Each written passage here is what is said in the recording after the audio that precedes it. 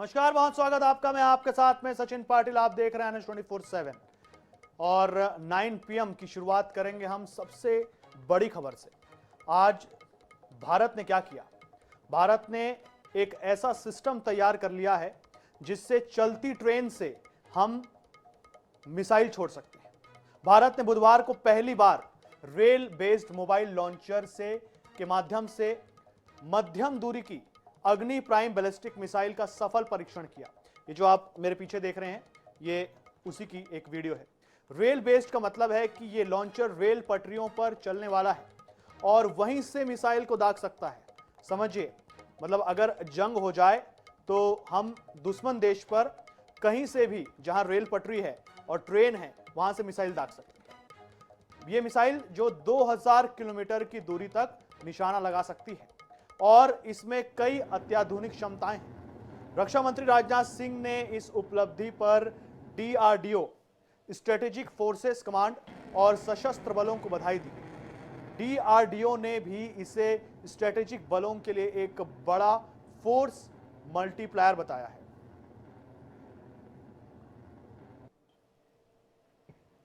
इसी खबर पर हमारे साथ में बन गए हैं रिटायर्ड कर्नल जय सोढ़ी जी। इनसे बात करेंगे और जानेंगे कि ये जो क्षमता है जो भारत ने अब डेवलप कर ली है वो और किन देशों के पास में है और ये कितना ज्यादा एडवांस्ड है।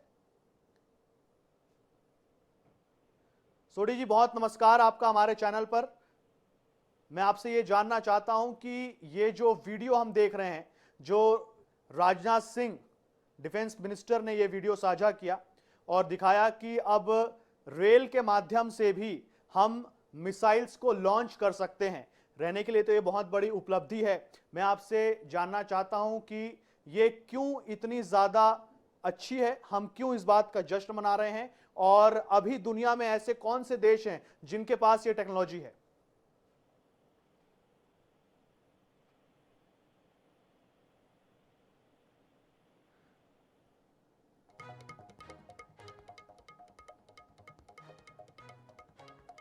लगता है हमारी आवाज lieutenant colonel retired JS Sodhi तक नहीं पहुंच पा रही है। हम आपको फिर से ये वीडियो के जरिए दिखा रहे हैं। रक्षा मंत्री राजनाथ सिंह ने ये वीडियो जारी किया, उन्होंने DRDO को इसके लिए बधाई दी।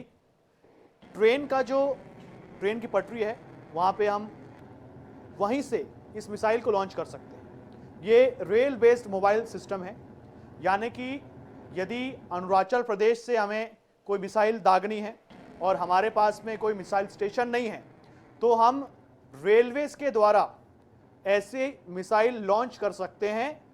कब? जब हमारा किसी देश के साथ में युद्ध हो रहा हो, यानी पाकिस्तान और चाइना के खिलाफ लगातार भारत की ये जो सैन्य शक्ति बढ़ रही है उसका ये जीता जागता उदाहरण है। और ये भी आपको बता दूं, क्लियर कर दूं कि ये जो सिस्टम है जहां रेल से हम ऐसे मिसाइल दाग सकते हैं वो बहुत ही कम देशों के पास में है, सभी के पास ये नहीं है। भारत अब उन चुनिंदा देशों में शामिल हो गया है जिन्होंने ये कारनामा कर दिखाया है। ये बहुत बड़ी उपलब्धि है। हमारी जो सैन्य क्षमता है उसमें एक ये मील का पत्थर है।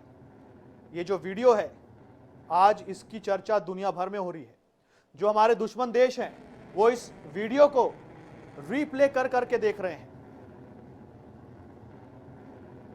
आप भी देखिए ये वीडियो। रक्षा मंत्री राजनाथ सिंह ने ये वीडियो साझा किया।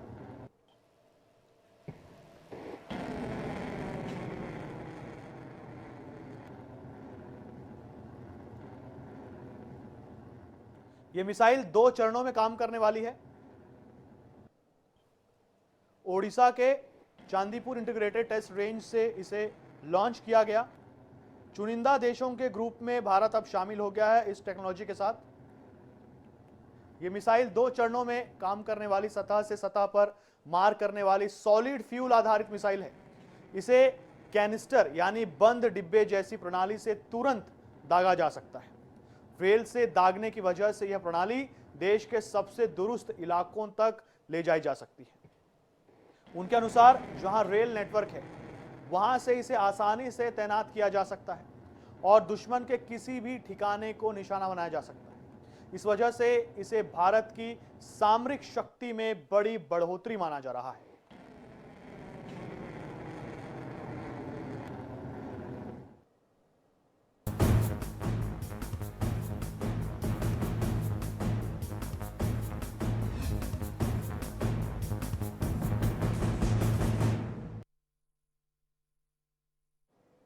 चलिए अब आगे बढ़ेंगे और एक सवाल के साथ, मेरे गर्भे में तुम्हारा क्या काम है।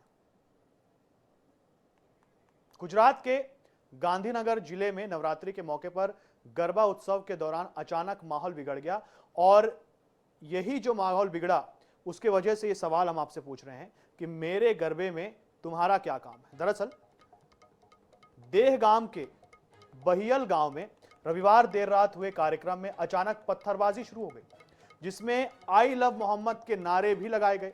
देखते ही देखते हालात बेकाबू हो गए और स्थिति दंगे जैसी बन गई। जी हां, दंगे जैसी।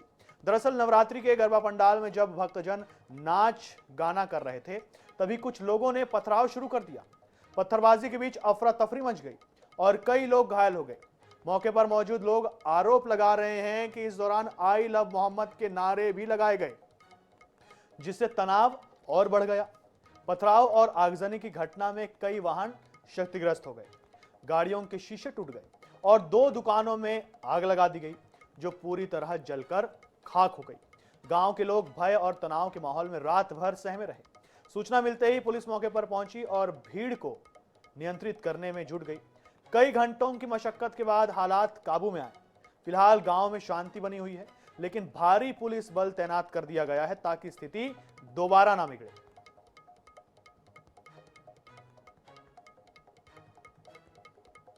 ये पुलिस का मार्च करते हुए आप वीडियो भी देखें, जो कि हिंसा के बाद का है। पुलिस ने गश्त लगाई और अपनी स्थिति दर्ज कराई ताकि स्थिति फिर से ना बिगड़े। तस्वीर आप देख सकते हैं किस तरह की हिंसा यहां हुई। गरबा उत्सव के दौरान यहां अचानक माहौल बिगड़ गया, विरोध होने लगा। आई लव मोहम्मद के नारे लगाए किसने? जिन्होंने पत्थर मारे, पत्थरबाजों ने ये नारे लगाए। देखते ही देखते पूरा माहौल खराब हो गया। गाड़ी के शीशे तोड़ दिए गए, पब्लिक प्रॉपर्टी का नुकसान कर दिया गया। गरबा उत्सव के दौरान अचानक पत्थरबाजी हो गई, माहौल बिगड़ गया। देहगाम के बहियल गांव में यह हुआ। जिन्होंने पत्थरबाजी की उन्होंने आई लव मोहम्मद के नारे लगाए और ये जो विवाद है आई लव मोहम्मद का, ये भारत के कुछ शहरों में देखने को मिला है। इस पर प्रतिक्रिया भी आई है I love Muhammad, I love Mahadev की।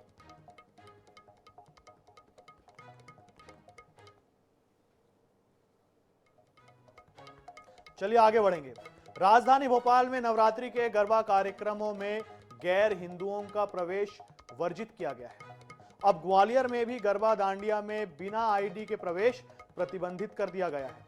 साथ ही जिला प्रशासन ने भी आयोजकों को सुरक्षा के विशेष इंतजाम करने के निर्देश जारी किए हैं।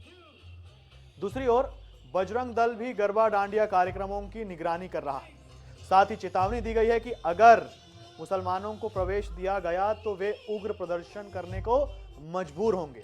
बता दें कि धार्मिक मान्यता के अनुसार नवरात्रि महोत्सव में शुद्धता का बड़ा महत्व है। गरबा दांडिया के माध्यम से मां दुर्गा की आध्यात्मिक स्तुति का माध्यम है। ऐसे में बिना आईडी के किसी को भी उत्सव स्थल पर प्रवेश नहीं दिया जाएगा। विशेषकर गैर हिंदुओं को सुरक्षा व्यवस्था को देखते हुए एसडीएम और पुलिस की टीम को संयुक्त रूप से गश्त करने के निर्देश जारी किए गए हैं। ग्वालियर कलेक्टर ने साफ कर दिया है कि गरबा दांडिया धार्मिक आयोजन है, ऐसे में इन कार्यक्रमों में कोई व्यवधान न आए, इसके प्रयास किए जा रहे हैं।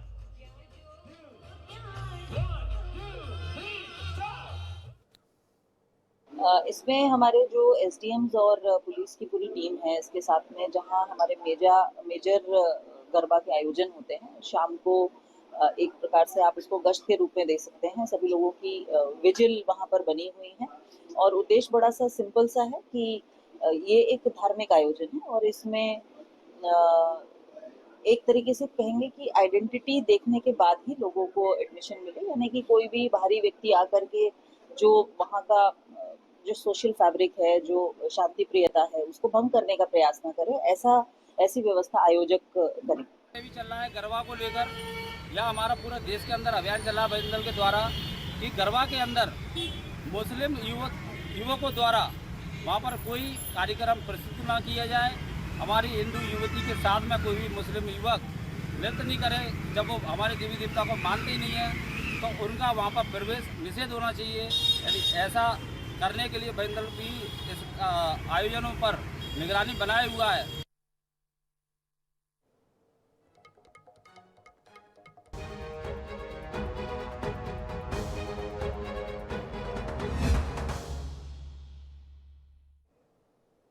एआई का टशन, मान्यों को टेंशन। मध्य प्रदेश के नेता इन दिनों भारी टेंशन में हैं और टेंशन दे रहा है कौन?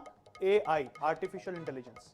आप ठीक सुन रहे हैं, ये टेक्नोलॉजी अब छोटे नेताओं के लिए सरदर्द बन गई है।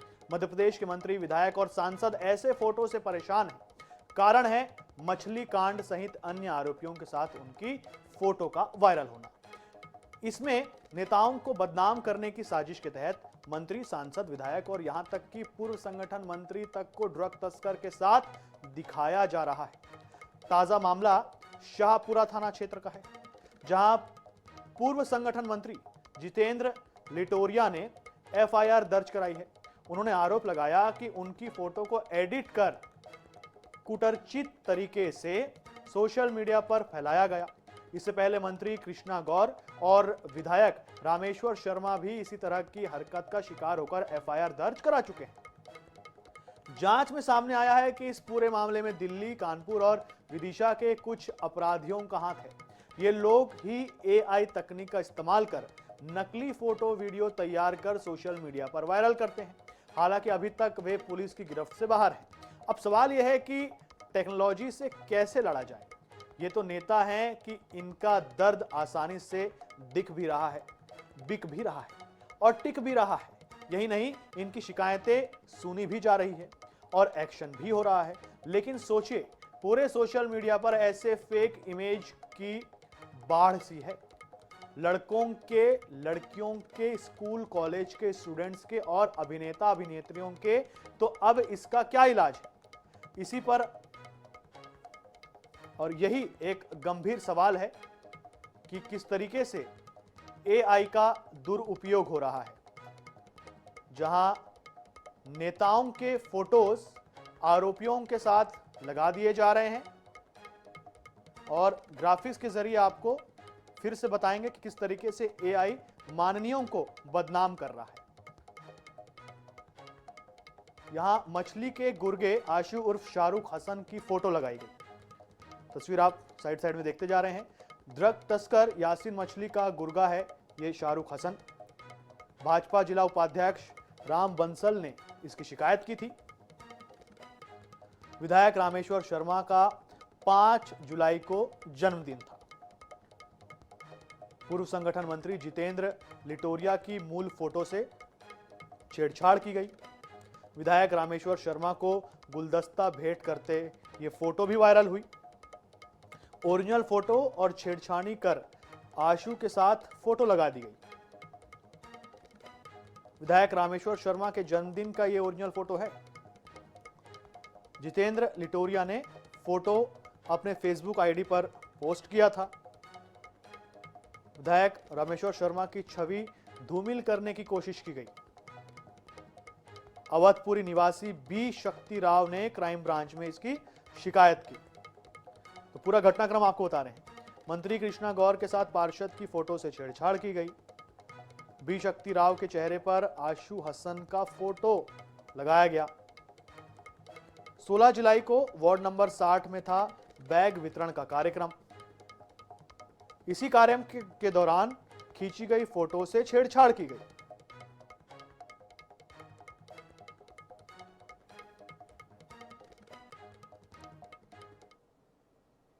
छत्तीसगढ़ में प्रशासन के मुखिया का फैसला हो गया है। 1994 बैच के अफसर विकासशील नए मुख्य सचिव बनाए गए हैं। सामान्य प्रशासन विभाग ने विकासशील की नियुक्ति का आदेश जारी कर दिया है। इसी के साथ अब प्रशासन में कई बदलाव भी सुनिश्चित माने जा रहे हैं। कैसा है विकासशील का प्रशासनिक सफर, सुशासन की दिशा में कितना अहम है विकासशील का मुख्य सचिव बनना, सब कुछ देखिए रिपोर्ट में।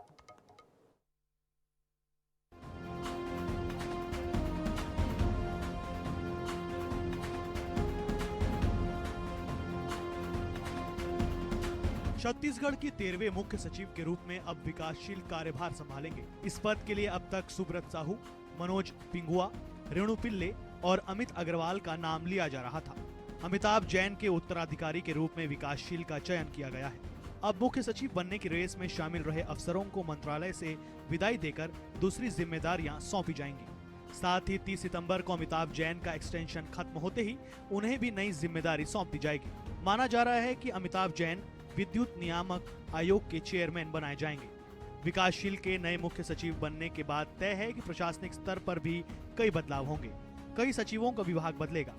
कलेक्टरों के स्तर पर भी बदलाव नजर आ सकता है। छत्तीसगढ़ में प्रशासन के मुखिया को लेकर चल रहा इंतजार अंततः समाप्त हो गया है। 1994 बैच के अधिकारी विकासशील प्रशासन के नए मुखिया होंगे। राज्य सरकार ने अंततः उनके नाम पर मुहर लगा दी है। विकासशील छत्तीसगढ़ कैडर के रिजल्ट ओरिएंटेड अफसरों में गिने जाते हैं। रायपुर और बिलासपुर के कलेक्टर हो या कई विभागों के सचिव, विकासशील की विशिष्ट कार्यशैली प्रशासन में हमेशा प्रभावी मानी गई। INS 24/7 और हरिभूमि ने सबसे पहले विकासशील को मुख्य सचिव बनाए जाने की जानकारी अपने दर्शकों को दी थी। विकासशील का जन्म 10 जून 1969 को हुआ। मूलतः उत्तर प्रदेश के रहने वाले हैं विकासशील। विकासशील ने इलेक्ट्रिकल इंजीनियरिंग से BE और ME किया है।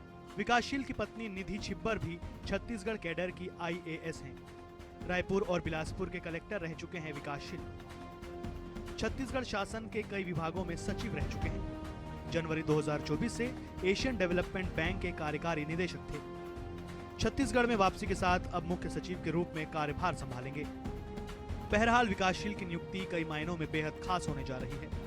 नई पारी में विकासशील पर जहां शासन की फ्लैगशिप योजनाओं को धरातल पर उतारने की जिम्मेदारी होगी, वहीं सुशासन के ध्येय वाक्य सार्थक करना भी अहम होगा। रायपुर से INS 24/7 के लिए गौरव शर्मा की रिपोर्ट। तो 9 PM में फिलहाल इतना ही। देश दुनिया से जुड़े रहने के लिए देखते रहिए INS 24/7। नमस्कार।